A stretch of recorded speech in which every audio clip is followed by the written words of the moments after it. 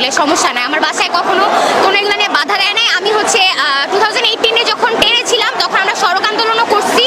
আমরা আমাদের মাকে নিয়ে অনেক প্রাউড ফিল করছি। আমাদের মাদের এই সাপোর্টটার কারণে আমরা আজকে এখানে আসতে পেরেছি এবং অনেক মায়ের বুক খালি হয়েছে। এই জিনিসটার আমরা সবাই ন্যায় চাচ্ছি। আমি মনে করি আমি অনেক লাকি, বিকজ আমার বাবা আমাকে নিয়ে আসছে এখানে। অনেকে আমার মতো অনেক মেয়ে আছে যারা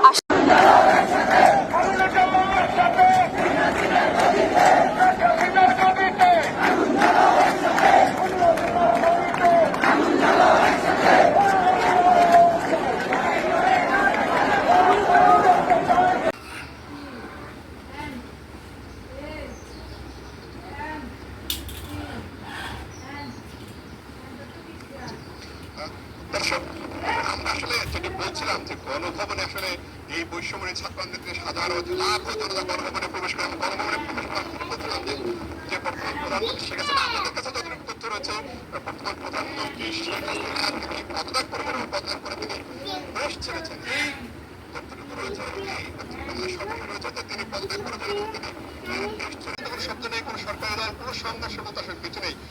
সব যাত্রা আসলে এক যাত্রায় পরিণত হয়, সেটি হলো বিজয়ের যাত্রা পথে সবার এগিয়ে যাওয়া। সেদিকে এখন এই যাত্রায় হয়েছে, সবাই যাচ্ছেন সেদিকেই যাচ্ছেন। মুখরিত হচ্ছে শাহবাগ চত্বর এবং এখানে প্রত্যেকটি ছাদে, ওভারব্রিজের ছাদে, ওভারব্রিজের উপরে আপনি যেদিকে চোখ দেয় প্রত্যেকটি এলাকায় কিন্তু মানুষের আজকে এই ফাসেক মার্কা সরকার তার পিটুয়া বাহিনী দিয়ে এই দেশটাকে পুরো ধ্বংসের পথে নিয়ে গেছে।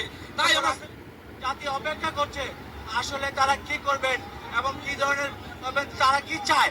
আসলে আমরা শুনতে চাই আপনারা কি চান। আমাদেরই হবে ইনশাআল্লাহ। খুনি শেখ হাসিনার পতন চাই। হাজার হাজার মানুষের ধ্বংস করতে দেশের অবস্থা। খুনি হাসিনার পতন চাই। পদত্যাগ না হবে তো আমরা রাস্তা ছাড়বো না। পতন চাই, পতন চাই, পতন। আপনারা দেখছেন জাতীয়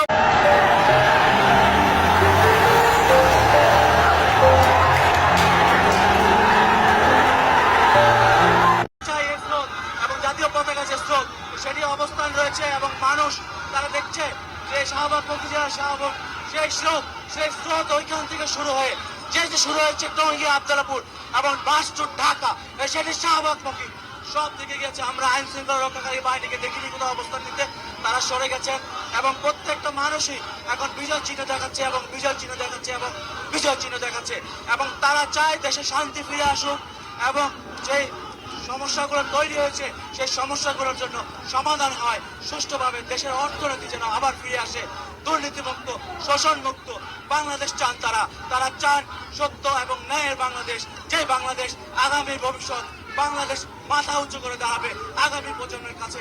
তারা সেই অভ্যুত্থানে আজকে তারা নেমেছেন, ছাত্র জনতার অভ্যুত্থান এবং সেই অভ্যুত্থানে আপনারা দেখতে পাচ্ছেন সবাই বিচিহ্ন দেখাচ্ছে এবং